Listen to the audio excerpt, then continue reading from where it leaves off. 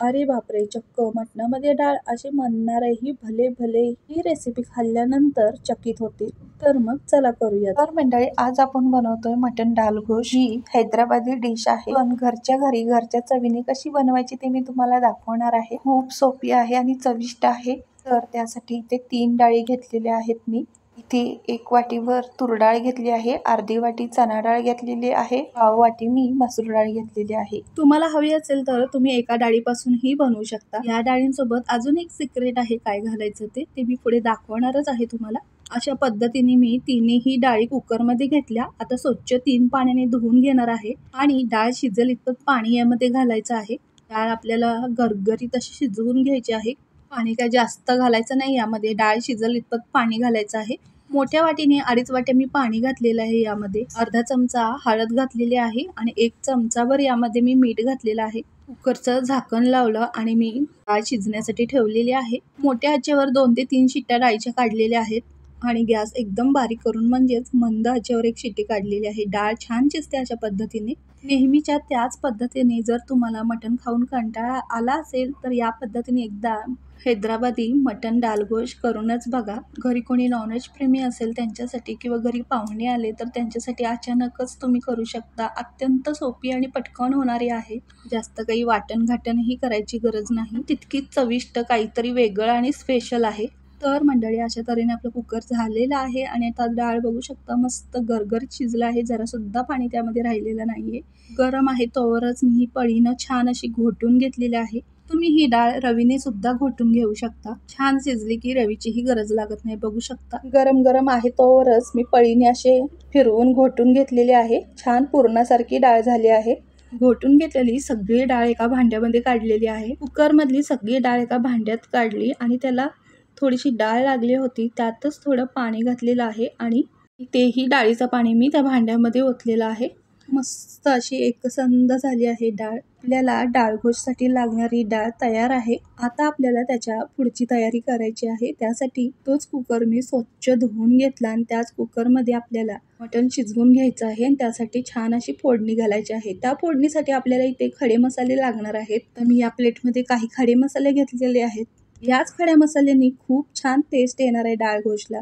बाकी काही घालायची गरज नाही. 2 तमालपत्र आहेत, जिरे आहेत, 1 इंच दालचिनीचा तुकडा आहे, 2 मसाले वेलची, 1 हिरवी वेलची, 1 स्टार फूल, 4 ते 5 मिरी, 4 ते 5 लवंगा आणि पुढेही काही मसाले घालायचे स्टेप बाय स्टेप, ते मी पुढे सांगेन. तर इथे 4 ते 5 कांदे मी लांब असे चिरून घेतलेले आहेत. कांद्याचे पातळ पातळ स्लाइस करून घेतलेले आहेत. 2 मोठ्या साईजचे टोमॅटो बारीक चिरून घेतलेले आहेत. 2 हिरवे मिरची आहेत. त्याचबरोबर इथे 1 किलो मटण स्वच्छ धुवून घेतलेलं आहे. कुकरमध्ये मी 2 ते 3 पळी तेल घातलेलं आहे आणि यामध्ये आपल्याला 3 मोठे चमचे तूपही घालायचं आहे. तूप तुम्हाला आवडेल त्यानुसार घालू शकता. तूप मात्र आवर्जून घाला. तुपाने छान फ्लेवर येतो, टेस्ट येते आणि मटण डाळ गोशला छान सुगंधही येतो. आता आपल्याला यात एक एक करून सगळे मसाले घालायचे आहेत. तमालपत्र घातलेलं आहे. तमालपत्रानंतर जो मसाला घातला आहे त्याचं काय नाव आहे हे मला नक्की कमेंटमध्ये सांगा. मी ते आत्ता तुम्हाला सांगणार नाही. बाकी सगळे मसाले घालून घेतलेले आहेत आणि त्या मसाल्यामुळे खूप छान चवही येणार आहे बरं का आपल्या रेसिपीला. त्यामुळे आवर्जून मला कमेंट बॉक्समध्ये त्या मसाल्यांचं नाव नक्की सांगा. बघूया किती जणी योग्य उत्तर देतात ते. तूप आणि तेल तापल्यानंतर सगळे खडे मसाले छान असे परतून घेतलेले आहेत. मस्त खडे मसाल्यांचा घरभर खमंग वास सुटला आहे. त्याचबरोबर सर्व कांदा यामध्ये टाकला. कांदा छान आपल्याला 1 ते 2 मिनिटं परतून घ्यायचा आहे. कांद्याचा पूर्णपणे कलर बदलेपर्यंत आपल्याला हा कांदा परतून घ्यायचा आहे. कांदा लवकर परतण्यासाठी त्यात थोडंसं मी मीठ घातलेलं आहे. मीठ घातलं की कांदा छान असा आणि पटकन परतला जातो. त्यामुळे कधीही कांद्यामध्ये थोडंसं मीठ घालायचं. थोडंसं म्हणजे 1 चमचाभर मी मीठ घातलेलं आहे, कारण की आता आपल्याला यामध्ये मटणही शिजवून घ्यायचं आहे. म्हणूनच कांदा परततानाच मी मटणाच्या चवीचंही यामध्ये मीठ घातलेलं आहे. हे मी अर्धा चमचा हिंग घातलेला आहे. हिंगही छान फुलवून घ्यायचं आहे अशा पद्धतीने. हिंगाने ह्याला खूप छान फ्लेवर येतो. त्याचबरोबर 1 चमचाभर आलं लसूण पेस्टही घातलेली आहे. आलं आणि लसणाचा कच्चा वास जाईपर्यंत आपल्याला हे परतून घ्यायचं आहे. 1 मिनिटभर छान असं परतून घेतल्यावर यामध्ये मी 1 चमचाभर हळद घातलेली आहे. हळद घालून परतल्यानंतर सगळं स्वच्छ धुतलेलं मटण यामध्ये घातलं. मटण आपल्याला चांगलं तेल सुटेपर्यंत परतून घ्यायचं आहे. इथे मी 1 किलो मटणाचा वापर केला आहे. तुम्हाला हवं असेल तर कमी जास्त मटण करू शकता. मटणाला सुटलेलं आमचं पाणी आहे ते पूर्णपणे आटवून मटणाला छान तेल सुटेपर्यंत परतून घ्यायचं. असे केल्याने मटणाला खूप छान चव येते. मटणामध्ये छान मीठ मसाला मुरतो. मटणाला छान असं तेल सुटल्यानंतर 1-2 मिनिटांनी त्यामध्ये मी अर्धा चमचाभर काश्मीरी लाल मिरची घातलेली आहे. तुम्ही यामध्ये बेडगी मिरची पावडरही घालू शकता. मगाशी दाखवलेल्या 2 हिरव्या मिरच्या यामध्ये मोडून घातलेल्या आहेत. त्याचबरोबर 2 मोठ्या साईजचे टोमॅटो आपण चिरून ठेवले होते तेही त्यामध्ये घालायचे आहेत आणि परत 1 मिनिटभर छान असं परतून घेतलेलं आहे. आता आपल्याला यामध्ये 1 चमचाभर मिरी पावडर घालायची आहे. त्याचबरोबर यामध्ये आता 2 मोठे चमचे कांदा लसूण मसाला म्हणजेच कोल्हापुरी कांदा लसूण मसाला घालणार आहे. ही कोल्हापुरी घरची चटणी आहे. मी 2 चमचे यामध्ये घातलेले आहे. तुम्ही तुमच्या घरचा मसाला कोणताही यामध्ये वापरू शकता. तुम्ही तुमच्या आवडीप्रमाणे चटणी कमी जास्तही करू शकता. जर तुम्हाला मटण डालगोश झणझणीत असा हवा असेल तर तुम्ही तुमच्या आवडीप्रमाणे यामध्ये चटणी कमी जास्त करू शकता. मी तर इथे 2 मोठे चमचे कोल्हापुरी कांदा लसूण मसाला घातला आहे. चटणी घातल्यानंतरही 1-2 मिनिटं मी हे छान असं परतून घेतलेलं आहे. छान असं मटणाला तेल सुटेपर्यंत परतून घ्यायचं आहे. मटणामध्ये मीठ मसाले मुरले की चवीलाही खूप छान लागतं. हैदराबादी मटण डालगोशची रेसिपी मी आता शेअर केली आहे. त्याचप्रमाणे चॅनलवर आपले भरपूर असे मटणाच्या रेसिपीज आहेत. भरपूर पद्धतीची थाळी रेसिपीजही मी तुम्हाला शेअर केली आहे, तीही पहा. चटणी घातल्यानंतर 1 मिनिटभर परतून घेतल्यानंतर यामध्ये मी 2 ते 3 वाटी मटण शिजण्यापुरतं मटण बुडेल इतपत पाणी घातलेलं आहे. मटण शिजेल इतपत आपल्याला पाणी घालायचं आहे, जास्त पाणी घालू नका. इथे मी 2 मोठ्या वाटी पाणी घातलेलं आहे. मटण बुडेल इतपतच पाणी घालायचं आहे. मटण शिजण्यापुरतं तेवढंसं पाणी पुरेसं आहे. कुकरचं झाकण लावलेलं आहे आणि इथे मी 4 ते 5 शिट्ट्या काढणार आहे कुकरच्या. मोठ्या आचेवर 2 ते 3 शिट्ट्या दिलेल्या आहेत आणि मंद आचेवर 2 शिट्ट्या दिल्यावर मटण छान शिजतं. तुम्ही मात्र तुमच्या कुकरप्रमाणे शिट्टी द्या. मटण मात्र तुम्हाला हवे त्या पद्धतीने तुम्ही शिजवून घेऊ शकता. कुकर आपला झाला आहे. आता आपल्याला कुकर थंड होईपर्यंत मगाशी मी तुम्हाला बोलल्याप्रमाणे अजून एक आपल्याला यामध्ये सिक्रेट काहीतरी घालायचं आहे. तर आपल्याला इथे दुधी घालायचं आहे.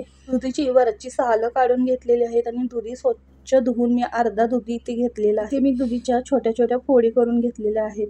मटण डालगोश करताना दुधी असा वेगळाच शिजवून घेतला जातो, पण तो वेगळा शिजवून न घेता यामध्ये आपल्याला डायरेक्ट घालायचा आहे आणि तो शिजलाही जातो. त्यासाठी असं वेगळं काही करायची गरज नाही. आपलं मटण छान शिजलं आहे, बघू शकता तुम्ही. रंगही खूप छान आला आहे.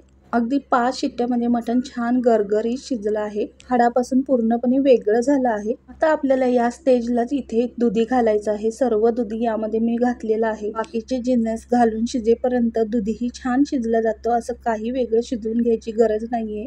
यामध्ये शिजवून घेतल्यामुळे दुधीचा पूर्णपणे अर्क मटणाच्या फ्लेवरमध्ये उतरतो आणि दुधी शिजायला काय 1-2 मिनिटच लागतात. म्हणूनही आधीच टाकायचं नाही दुधी किंवा डाळीतही शिजवून घ्यायचं नाही. जर तुम्हाला आवडत असेल तर डाळीतही शिजवून घेऊ शकता, फक्त ते गाळ होऊ शकतं. दुधीची या फोडी राहणार नाहीत. त्यामुळेच आपल्याला इथे शेवटी दुधी टाकायचं आहे. बाकीची प्रोसेस होईपर्यंत दुधीही छान शिजला जातो. हैदराबादी डाळगोशला घरची चव देण्यासाठी यामध्ये मी किचन किंग मसाला घातलेला आहे 1 मोठा चमचा. परत वरून 2 चमचे इतकं तूप घातलेलं आहे आणि यामध्ये शेवटी शिजवलेली सर्व डाळ मी घातलेली आहे. डाळ घातल्यानंतर 1 मिनिटभर छान याला उकळी काढून घ्यायची आहे.